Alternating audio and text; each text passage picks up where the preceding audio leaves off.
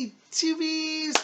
It's Psychic Bob. It is so rocking to be back with you. Well, welcome to Wiccan Wednesday. That's right, Psychic Bob's in his witchy mode.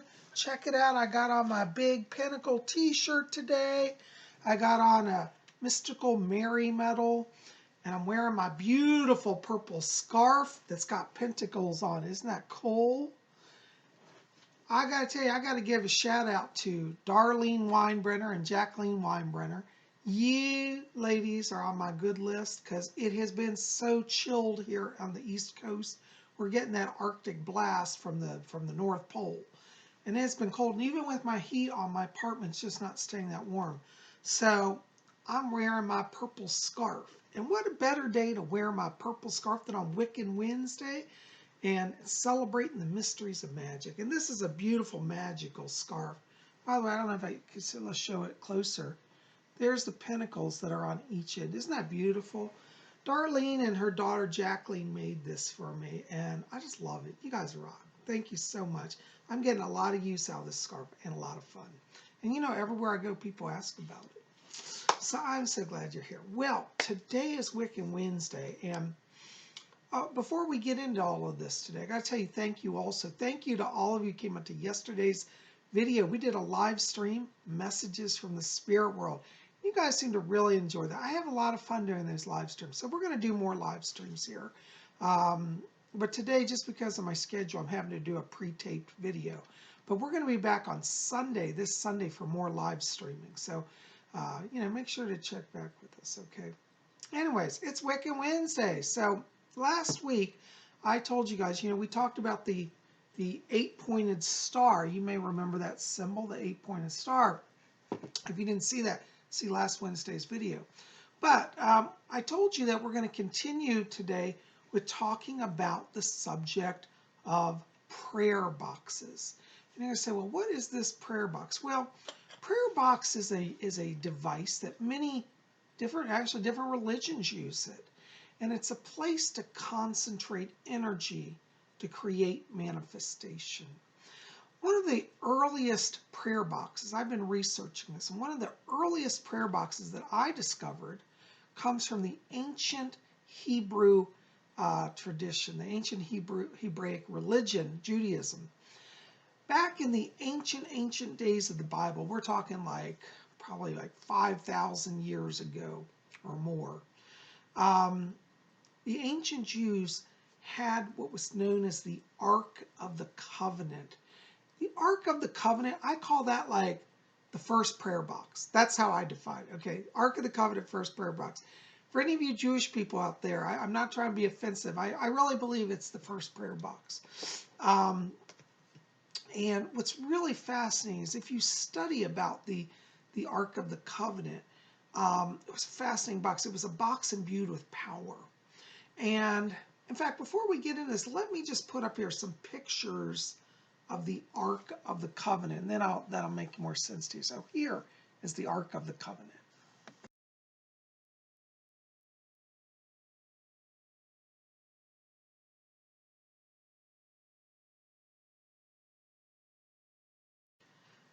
So there you can see that's what the Ark of the Covenant looks like. Now, it had poles in it. You may have seen some of the pictures that had poles. And those poles were used to carry the Ark because it was transport. It was actually a portable prayer box. This was before they built the Jewish temple. They built what's called the tabernacle. And the tabernacle was like a tent temple. And what they would do is they would put the Ark of the Covenant inside of that. And this was so sacred that they had a veil separating it because according to what they said in the Bible, that literally the light of God came off of the box, and it was so powerful, like just to walk in front of the Ark of the Covenant without being prepared, it would literally kill you. That's why I call it the first prayer box, because what it was put in the tabernacle, and then there was a veil put over it, and then in front of that they had a stand of burning incense, and the incense were like prayers rising. And so it was really the first prayer box. Now, inside of that Ark of the Covenant, they kept three things. They actually kept, now they didn't like put prayers in it, but the prayers were done before. But they had in there the 10 Commandments, supposedly the original 10 Commandments that Moses had. They had the rod of Aaron, which was a miraculous rod that budded and flowers came off of it. And then they had manna, which was miraculous bread that literally fell from the sky to feed them during their time of desert tribulation. So these three items were kept in the Ark of the Covenant to remind the Jewish people of God's covenant, that he would always be with them and guide them. I think it's really mystical and fascinating. Now, you know what's the greatest mystery is that the Ark of the Covenant has disappeared and nobody knows where it is. So it's disappeared from the face of the earth. Some people said it was taken back to heaven. Some people say that it was taken by the Nazis during the war years. Some people say that it's in Ethiopia. There's a lot of speculation on where the Ark of the Covenant is. But at this time, nobody officially knows where the Ark is. Though some people claim that it is, for example, in Ethiopia. That's not necessarily been verified. But one of the things is what we can learn from the Ark of the Covenant is that it's a device of great power. It's a place where people met with their God. And I think today, we can still have the Ark of the Covenant in our lives by choosing to have the Ark. Our modern day version, though, is a little smaller. The actual Ark of the Covenant, as you saw in the pictures, was rather large. It was like 4 feet by 3 feet, and then it was carried. It took like four or five people to carry it. But today our prayer boxes don't have to be that big. I mean, they can be if you want to make them that big.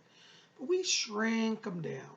And so, as I showed you last week, this is my current prayer box that I'm going to be using on my altar. I haven't consecrated all yet. But basically what you want to do to start with the prayer box is find a box, and it can be any size you want. I would encourage you keep it a little smaller just for convenience sake. But find a box that speaks to you. Now this box I got because it has the star, the 8-pointed star. I call it the Star of Isis on it. And since I honor the goddess Isis, this is going to go on my Isean altar. And basically all you want to do is get a box and then you dedicate it to your deity.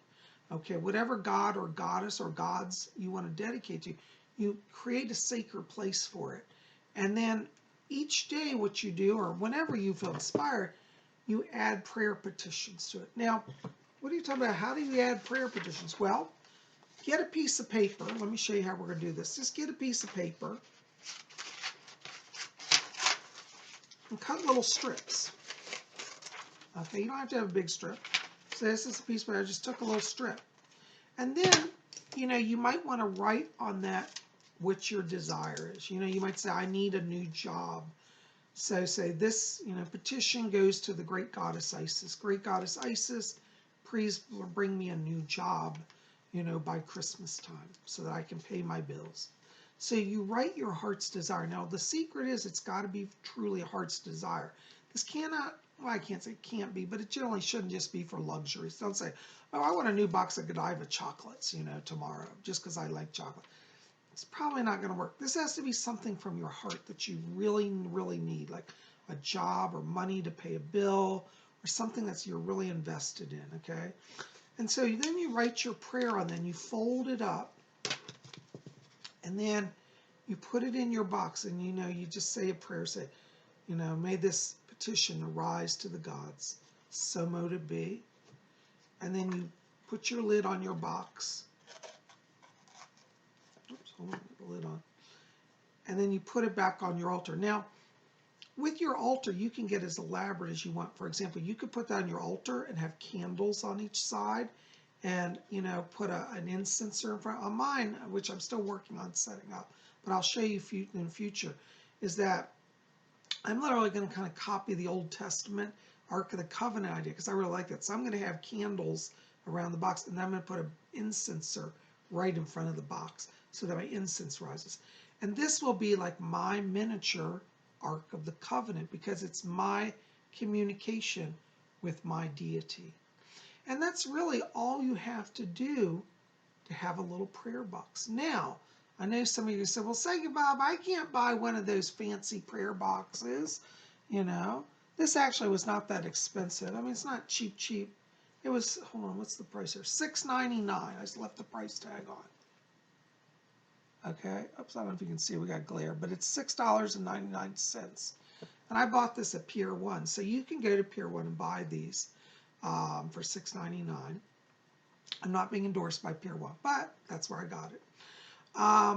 Or if you're somebody who's much more artistic and have the time to be creative, you could even make your own prayer box. So let me show you some options here to think about in making your prayer box.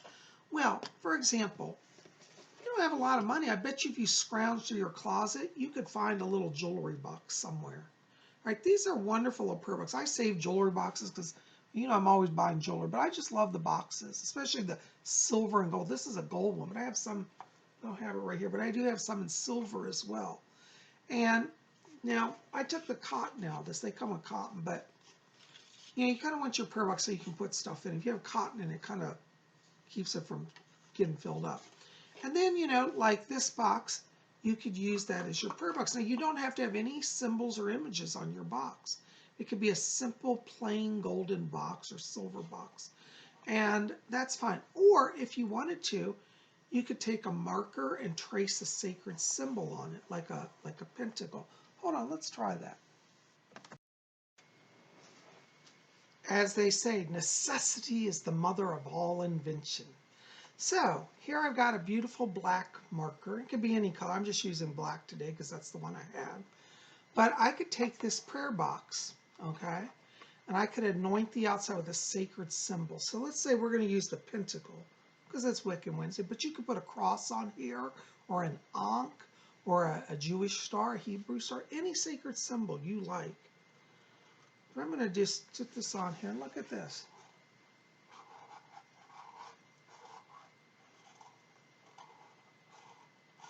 Hold on.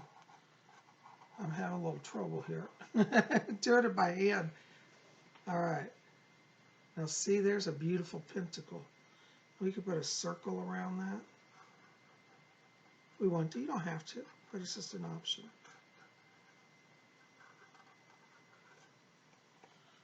So there you go. Now do you see? We've created our own little sacred prayer box. And so any prayers we put in here go under the blessing of the goddess's sacred sign of the pentacle.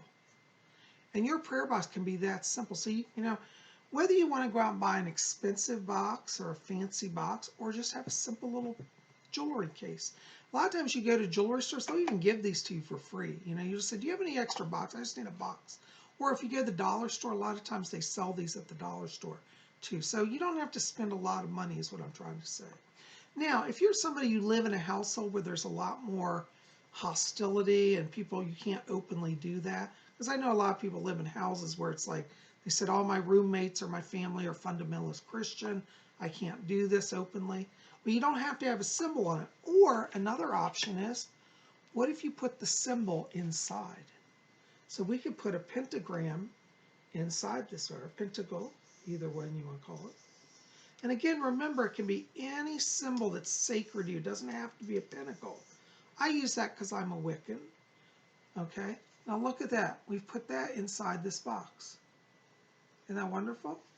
So you could have it also on the inside, or you could put it at the bottom. But I was thinking put it in the lid because most people, if they accidentally stumble upon it, open it, are going to look inside rather than up inside. So depending on how secretive you need to be, you could also put it in the bottom of the box so your petitions rest on that sacred symbol. That's another one. Or have it beam down from above. Either way, it's all good, okay? So there you go. Now that is one other way to make a prayer box. Now, for those of you that want to get a little more artistically inclined, okay, here's another option for a prayer box that I recently thought of. I recently bought Whitman's chocolates. Okay, like PsychicBob needs to eat any more chocolate, right? But I remember, I think I showed this to you guys. I bought this recently and I was eating. I finally got through the whole box. No surprise. PsychicBob did eat the whole box all by himself. I'm terrible. But, oops, I got to take the paper out. These make really great prayer boxes because the Whitman samplers boxes are solid. They're really nice boxes. I mean, I think half the cost of the chocolates is the box, honestly. But these would be great magical boxes for prayer boxes. Now, what you could do with this, depending on how creative you want to be, you could paint this. and you could paint your own symbols on it. You know, paint it all over in like gold or silver or whatever color you want, and then paint sacred symbols on it. That's another option, okay? Or if you have time and want to get really fancy, you could do decoupage on this, like cut out construction paper and glue it to it, and then glue symbols on top. You can get as creative as you want, or as fancy as you want. Doesn't really matter. Now, some of you are saying, Psychic Bob, what else can I do for a prayer box? You know, that's neat. But what are some other options? And let's say you said, well, I'd like to just buy a prayer box, because I don't have time to make one, but I don't have a pure one. What other options do I have? Well, here's a wonderful box that I have that would also be a great prayer box. This I bought at rarewiccaspells.com. Lady Angela at her site, rarewiccaspells.com, sells wooden boxes. Now they have all different types of pentagrams and triquetras and you name it, all the symbols you want. But these are pre-made wooden boxes. They're hand-carved. I think most of them are made in India. And they're wonderful because they're literally handmade and they're not that expensive, but they're beautiful. This would be a great prayer box option. So pop over to rarewiccaspells.com and look at her selection of boxes, because this is one way to get something that's truly unique and beautiful and really solid. And then, you know, you have a lid that's attached. And again, you put your prayers in here and you offer it up to God. Burn some incense, okay? For those of you who really want to be kind of very pagan classical, another option, a little more expensive, I can't lie, but really worth the money, is buy a beautiful Wedgwood box. This is my little Neptune box. This has the god Neptune on it.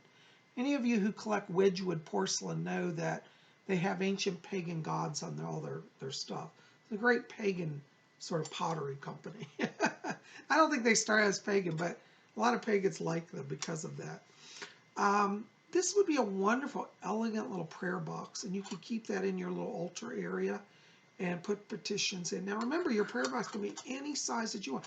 You could also get a shoe box, you know, a giant shoe box and use, or even bigger box, you know, Xerox box. But I think for prayer boxes, it's probably a little smaller is a little better. Just my personal view. And so there's another option, beautiful Wedgwood porcelain. Now these are not cheap, but you know, if you look at thrift stores, a lot of times you can find them or buy them at used ones on eBay. I bought this one like literally, this is almost 30 years old. It was a limited edition Wedgwood, but anyway, it's just an option for you guys to explore. Also, Wedgwood makes wonderful boxes.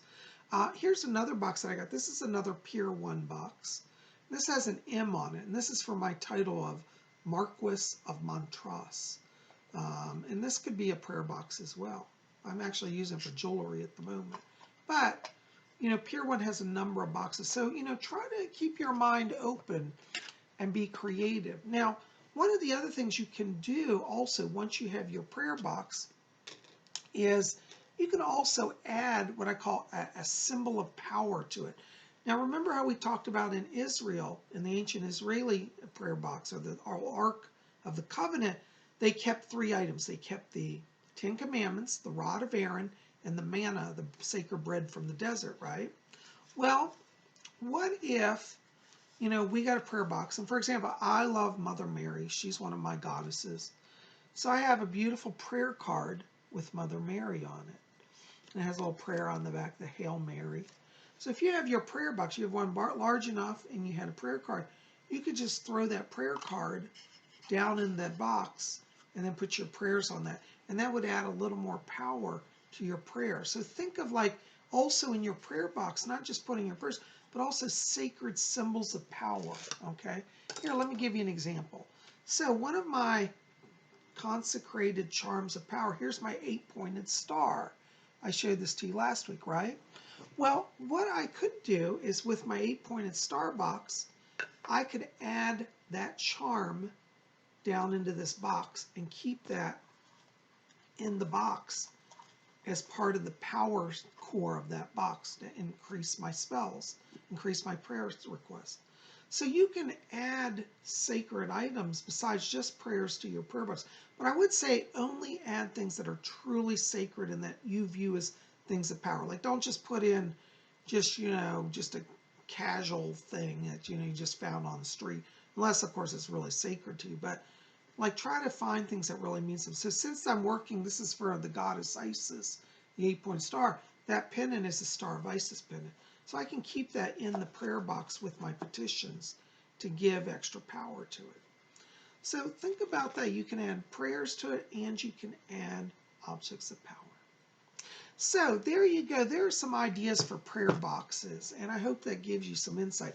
Listen, tell me in the box below, have you ever used a prayer box? What type of prayer box do you have? Also, tell me in the box below, have you seen or read about the Ark of the Covenant? And I'm curious, do we have any people here at Spiritual that are Jewish that could share some insights on the Ark of the Covenant as well? What do you think about my concept that that's the original prayer box? I don't know. I'm really not trying to be blasphemous. I hope I'm not offending you. But I really believe that in my heart. To me, the Ark of the Covenant is the original prayer box. So tell me your thoughts on that below as well. Guys, thank you for being here. I love you. I'm sending blessings out to all of you.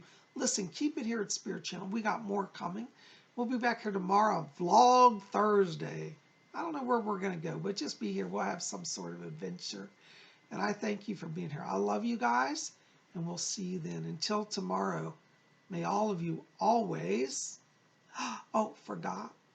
Make sure to call me if you want to get on my schedule for a reading. I still have openings this week. 703-825-3929 is my number. Or visit my website, PsychicBob.com. And I also have my new compact voice reading, which is available. And you can read about that at my website at PsychicBob.com. And write to me at my official email as well if you want to reach out to me. PsychicBobHickman@gmail.com. All those links will be below. And by the way, I got my Instagram back. Go see my Instagram, Psychic Bob. That's over on Instagram. I'll put the link below for that. You guys rest. I love you.